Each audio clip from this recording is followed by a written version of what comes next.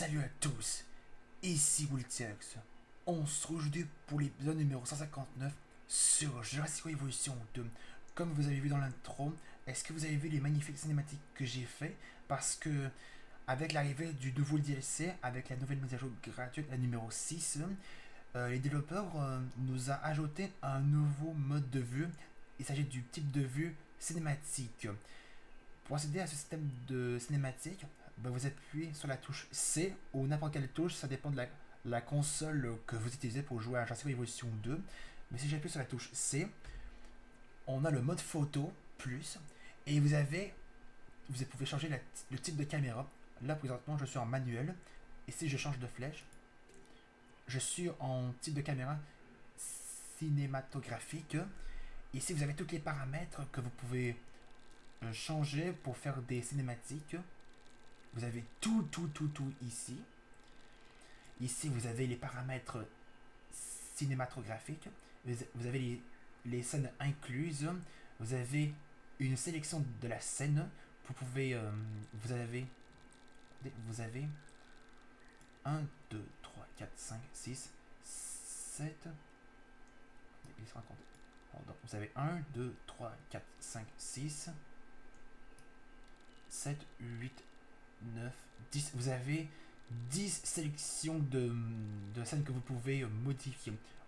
Alors pour la scène des dinosaures, vous avez aucun, tout, les terrestres, enfin uniquement les terrestres, uniquement les marins, uniquement les volants, ou encore aucun. Ici vous avez pour les galeries panoramiques, vous avez aucune, toutes, terrestres, lagons, volières, et on remet comme ça. Vous avez ceux pour les visites et transports, tout, visite guidée en voiture, monorail. Et la même chose pour ça, vous avez tout ça, je vous les montre tout, sans toujours vous les dire, je voulais dire.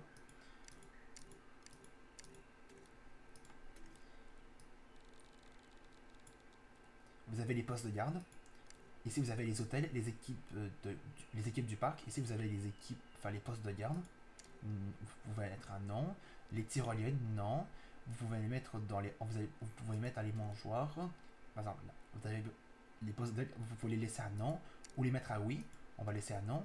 Vous avez les tyroliennes, je les ai mis à oui, mais on va les mettre à non. Enfin, ils étaient déjà à non, les tyroliennes et les postes de garde. Vous avez les mangeoires, aucune. Tout, terrestre, requin, aucune. Ici, vous avez l'affichage des allées. Vous pouvez mettre oui ou non. Et les vues panoramiques, vous pouvez mettre non ou oui. Ici, ça c'est la chose que j'apprécie le plus. Ça c'est la partie de ces paramètres du mode photo que j'adore le plus. C'est les paramètres des filtres. Ici, vous avez les cartes postales. Regardez. Vous pouvez changer comme ça. Ici, j'appuie sur G. Je peux masquer l'interface. Ici, vous avez le titre Jurassic Park. Et ici, vous avez celui. Donc, il décrit bien le bonjour de Jurassic World. J'appuie sur G pour masquer l'interface. 5e carte postale. Bien le bonjour de Jurassic Park. Ici, vous avez rendez-vous à Jurassic World. Vous avez 6 cartes postales. Ici, vous avez les timbres qui disent en haut. Vous avez évidemment 4 sortes de timbres. Ici, vous avez logo du film. Vous avez format. Vous pouvez le mettre à ce nom. Regardez, ça c'est le truc noir que vous voyez en bas, en haut aussi. Si je mets aucun, si je fais ça, ça commence. Si je augmente, et là, le maximum c'est lui. Si je refais, vous voyez, le format maximum c'est 2.39 jusqu'à 1. Aucun. Et si vous avez les filtres, vous pouvez le mettre en échelle de gris, en CPA, en vision nocturne, ou vous pouvez le remettre en aucun. Vous avez guide.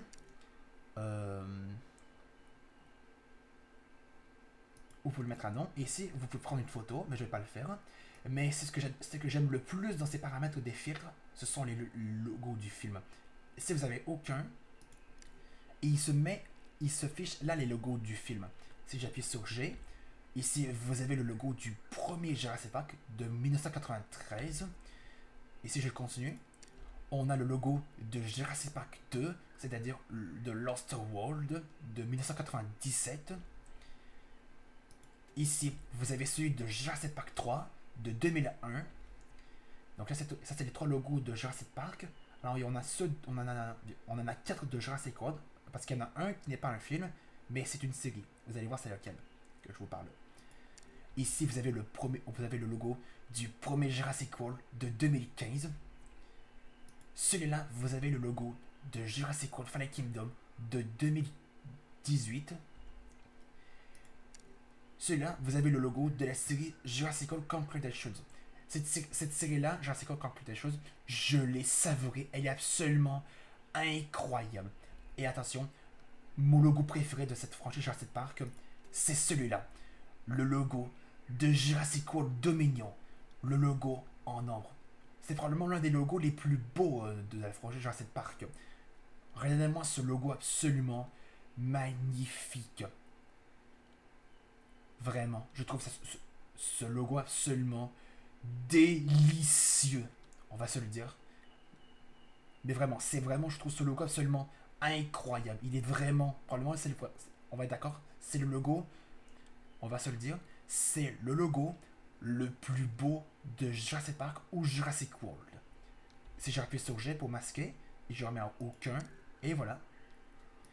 Alors ici, vous avez les paramètres cinématographiques. Vous pouvez le mettre en moyen, en long. Ça c'est le chronomètre que vous pouvez augmenter. Vous pouvez mettre pas de chronomètre.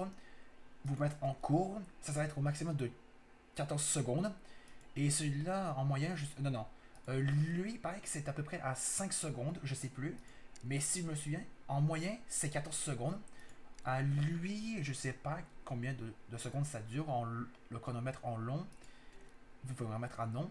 Le déplacement de la caméra, vous pouvez le mettre en manuel. Et si j'appuie sur la flèche, ça le met en automatique. Et vous voyez, vous pouvez lancer ou arrêter la caméra. Là, elle est en active. J'appuie sur F. Là, elle est en arrêt, la caméra. Et si je rappuie, elle se relance. Si je rappuie sur G, vous pouvez faire masquer l'interface. Et si je mets la souris en bas, ça fait une cinématique absolument formidable. Je vais remettre l'interface. Je vais remettre en manuel. Ici, vous avez les scènes incluses. Vous avez dans personnaliser, tout, aucune. Ou on va le laisser en personnalisé, on pourrait. Et je crois que je vous ai tout fait au niveau du type du nouveau mode de caméra pour les cinématiques. Et que vous avez vu que j'ai fait un petit enclos avec quelques allées, c'est parce que j'ai décidé de vous faire un petit combat bonus. C'est vraiment un combat bonus qui n'avait pas dans les autres combats parce qu'ils n'étaient pas encore arrivés, ce dino-là. Pour ceux-là que je vous réserve, ici, je réserve un T-Rex avec le génome du T-Rex de 65 millions d'années. Vous avez le T-Rex avec les plumes du prologue. Donc j'ai réservé ce T-Rex avec les plumes. Et j'ai réservé aussi une autre couveuse dans laquelle j'ai mis un Eutyrannus. Parce que nous allons voir ces deux T-Rex à plumes se battre. Parce que j'ai envie de voir le Eutyrannus en combat. Ainsi que l'ancêtre de Rexy. D'abord, on va sortir l'ancêtre de Rexy. On va l'appeler comme ça, l'ancêtre de Rexy. Ce sera plus facile à prononcer.